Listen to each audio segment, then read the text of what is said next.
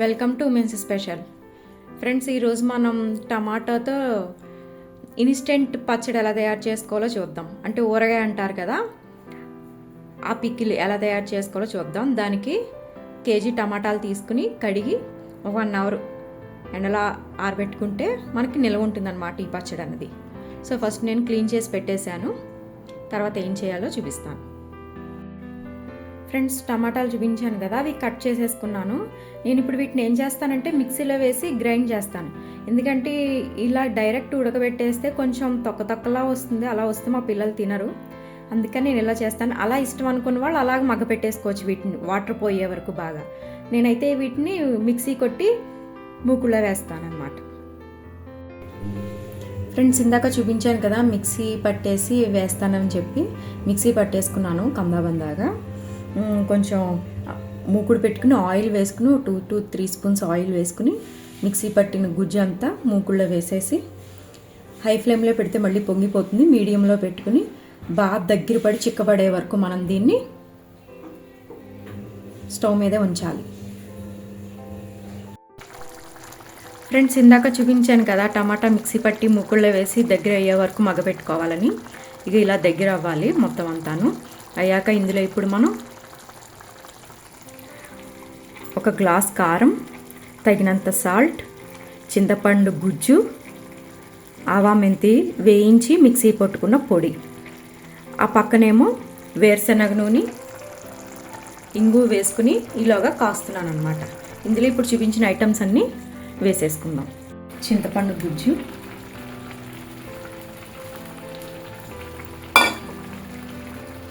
Glass కారం, నాకు తగినంత తీసుకోవాలి.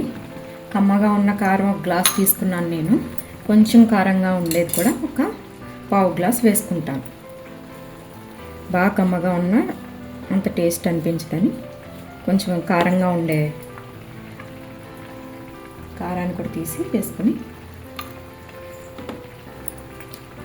సాల్ట్ రుచికి తగినంత టేస్ట్ చూసుకుని తర్వాత లాస్ట్లో కూడా మనం సాల్ట్ అనేది మళ్ళీ కలుపుకోవచ్చు. ఆవా మెంతి పొడి,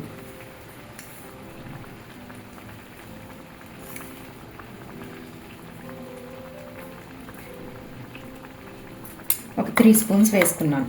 ఇప్పుడు ఇవన్నీ మొత్తం బాగా కలిసేలాగా మళ్ళీ కలిపేసుకోవాలి. ఈలోగా మనం చూపించింది అది బాయిల్ అవుతూ ఉంటుంది స్టవ్ మీద. నెక్స్ట్ ఏం కావాలో ఆ ప్రాసెస్ అనేది మనం రెడీ చేసుకుందాం. 4 స్పూన్స్ ఆవాలు, 1 స్పూన్ మెంతులు, ఇవి మూకుళ్ళో వేసుకుని బాగా ఫ్రై చేసుకుని మిక్సీ పట్టేసుకుని పక్కన పెట్టుకోవాలన్నమాట. నేను ఆ పొడి మిక్సీ పట్టేసి పక్కన పెట్టుకున్నాను.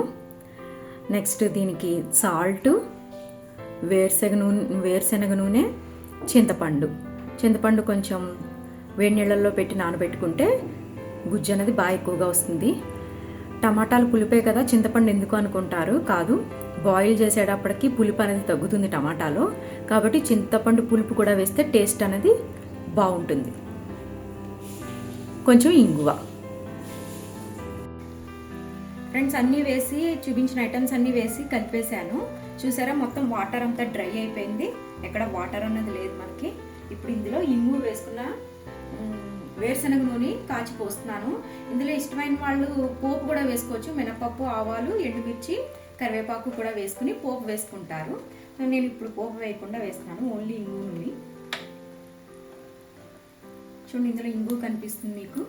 ఈ ఆయిల్ అంతా వేసేసాక ఆ ఇంగు బయటికి తీసి కొంచెం మెత్తగా నూరుకుంటే మెత్తగా అయిపోతుంది. అప్పుడు అది కూడా అందులో వేసేసుకుంటే టేస్ట్ బాగుంటుంది.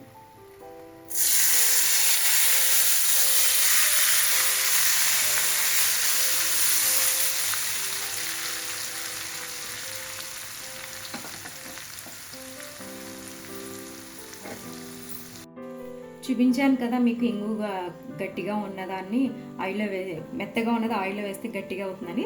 అయిపోయిన తర్వాత ఇలాగ ఒకసారి నూరేసుకుని ఆయిల్ మొత్తం పోసేసుకోవడమే.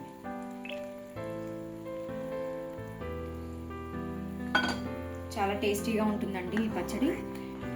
15-20 రోజులు నిల్వ ఉంటుంది, ఫ్రిడ్జ్లో పెట్టుకుంటే ఇంకా ఉంటుంది. ఇది దోశ, ఇడ్లీలో కూడా చాలా బాగుంటుంది. పిల్లలు చాలా ఇష్టంగా తింటారు. అన్నంలో కూడా నూనె వేసుకుని ఒకసారి తిని ట్రై చేయండి. టమాటా పచ్చడి రెడీ అయిపోయింది. మీరు కూడా తయారు చేసి టేస్ట్ చేసి కామెంట్ రూపంలో తెలియజేయండి. Thank you.